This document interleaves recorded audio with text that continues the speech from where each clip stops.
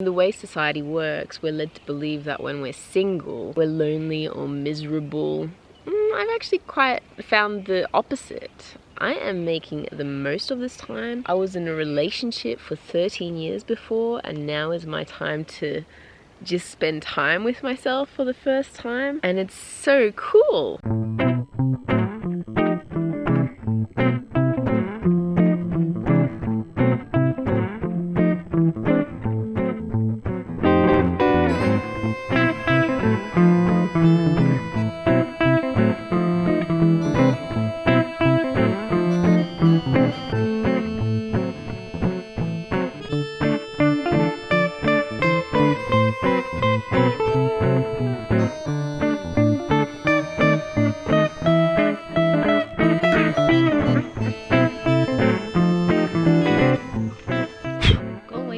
When I come to places like this, it's just like, I can't believe how beautiful our world is. And we're so lucky to have such a magnificent world and Mother Nature. Fly, seriously, get off my camera. Piss off. Go away. Damn you, flies. This weekend, Valky is with my ex and I have 4 days to myself. So that means I get to do stuff that I normally wouldn't be able to do with Valky. And I decided to take myself away on a romantic weekend. Just me, myself and I. Because if I don't treat myself damn fine, then how am I gonna know how I want to be treated? So this weekend is all about me. Self-love, being romantic with myself, and I'm actually really excited. A friend introduced me to the concept of dating yourself. We were talking about it and just how important it is for us to love ourselves and love our own company and do things that makes our heart fill up with joy. So I've been dating myself and loving every single moment of it. I love me. Me is awesome.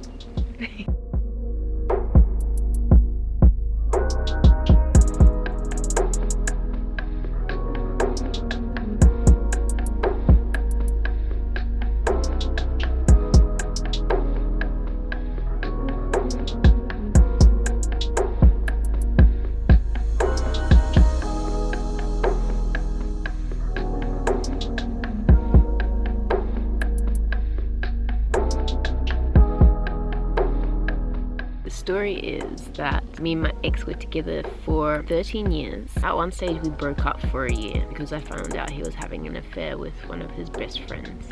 And then I got back together with him after a year. He pursued me a lot and I thought I'd give it another go. We stayed together for another 5 years successfully. Our relationship was much better after that. Our communication was much better as well. But I don't think it was the best idea for us to get back together. I don't regret any of it, but I feel like my body was telling me that it wasn't the right thing and I wasn't listening. And then after the next 4 years, we decided to get married. We got married in Croatia. It was a beautiful pagan ceremony. Then 9 months later, we were divorced. I think the relationship just came to a natural conclusion. We both were unhappy with our lives and just felt lost. And I think that's been the best thing that's happened to us. Well, for me, I can't really speak for him, but I'm pretty sure he's pretty happy as well, which makes me happy. We're still best friends. We still communicate regularly. It's awesome that we can still remain friends. I'm very grateful for that. I mean, to not speak to someone who you've been a partner to for 13 years and all the lessons we learned along the way, that would be sad for me. Even when we sold our properties, there were no issues. It was just like, yeah, you take half, I take half, and that's it. It doesn't have to be hard. It was hard enough breaking up and going through the disattachment of selves from each other. That's the hardest part, because your whole world revolves around one person for such a long time. Then you're just like, holy shit, who am I? Who am I without that person? And then you have to rediscover yourself and figure things out for yourself. You can't be codependent on someone. You have to be independent for yourself. So it's nice to now take time out and rediscover myself, which is why I got the van and I'm traveling around in the van, just so that I can have me time. Me time is very important to learn about yourself and who you are, who you want to be in this world, what you want to accomplish, and just the type of person you want to be in general. Just having this time out for yourself. Honestly, being single is fucking awesome.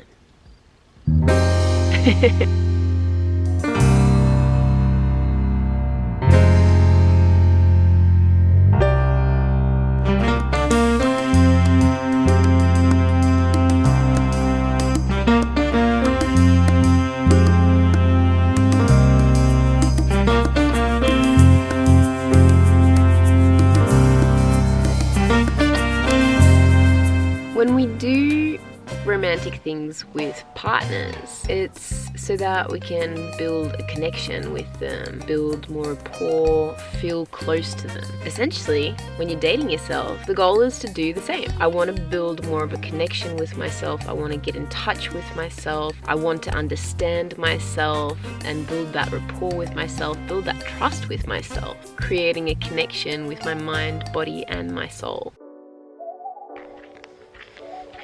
Woke up, it's 5:30 in the morning. Everyone at the campsite is still asleep, and I am going to go watch the sunrise.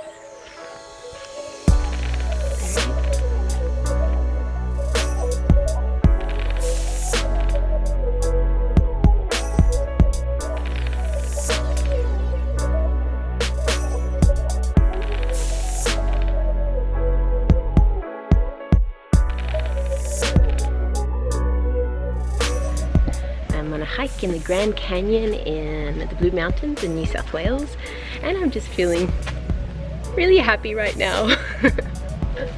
It's so beautiful, and I'm so happy that I did this for myself. It's like there's a Japanese word for forest bathing. I can't remember what it is, but I'll put it up here on the screen. And it really does heal, just being out in the bush and out in nature. And also you can kind of hear intuition a little bit more. So in a way, nature is a portal to yourself.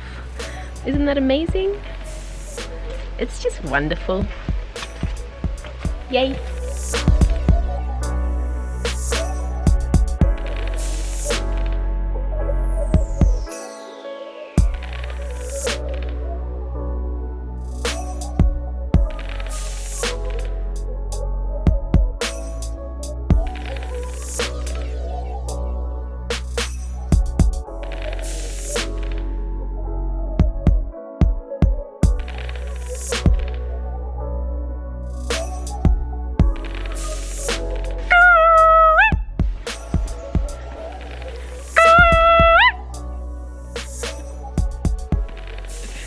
I think there are kids at the top doing the cooey, which is kind of like an Australian call out if you go out bush and looking for someone, I think. So I'm just responding.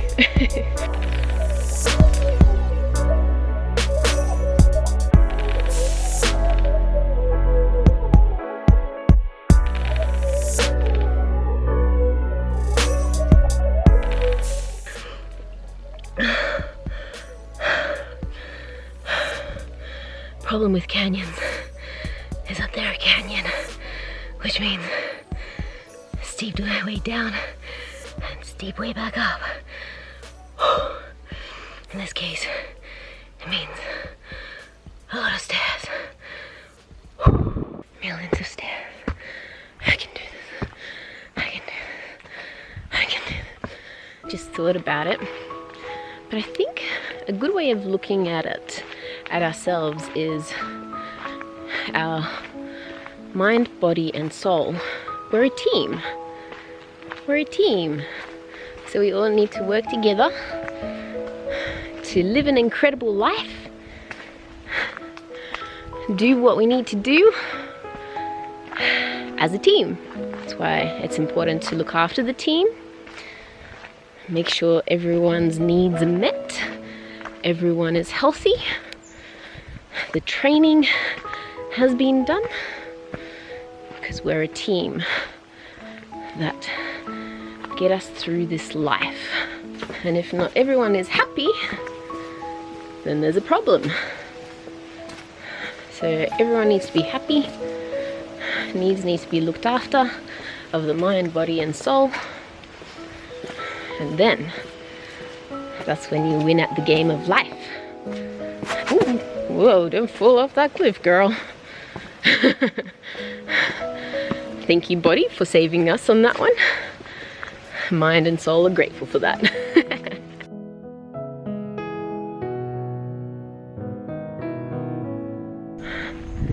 Made it. I made it to my van. I think I took the hard way. I'm so exhausted. I don't know how many stairs I've done today. I'm a tough chickie. When I do things like this, I discover how strong I actually am. It's when you get yourself out of your comfort zone. That's when you start to learn these things about yourself. I'm so glad I did that. And I'm back at the van.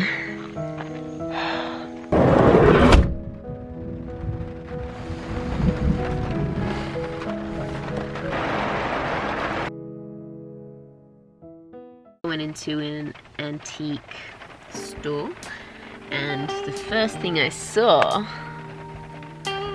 was this necklace, which I bought myself for no particular reason, just because I thought it was so beautiful. It's just, I think it's just dress up kind of jewelry, but it's so pretty, and I just thought it would work so well with my bow. Obviously with different attire, but if you can imagine it. Sparkle, sparkle. Feeling a little like a Marilyn Monroe.